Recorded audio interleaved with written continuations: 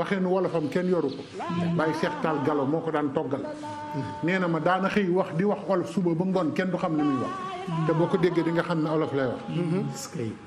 ma ne ko Baye Cheikh loolu nu mu demee Baye Cheikh Tall Gallo mu ne bës naa ko ba guddi mu ne sëpp sëw maa ko mën a dem sëpp sëw sëñ Modou Mbaye gar mi de ñoom ay wolof lañu waaye sëpp sëw waaw sëñ Modou Mbaye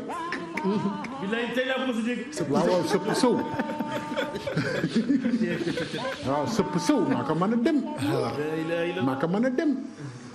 maa ko mën a dem sëpp sëw maa ko mën a dem nan naa ba mandi ku sëgg ma màndal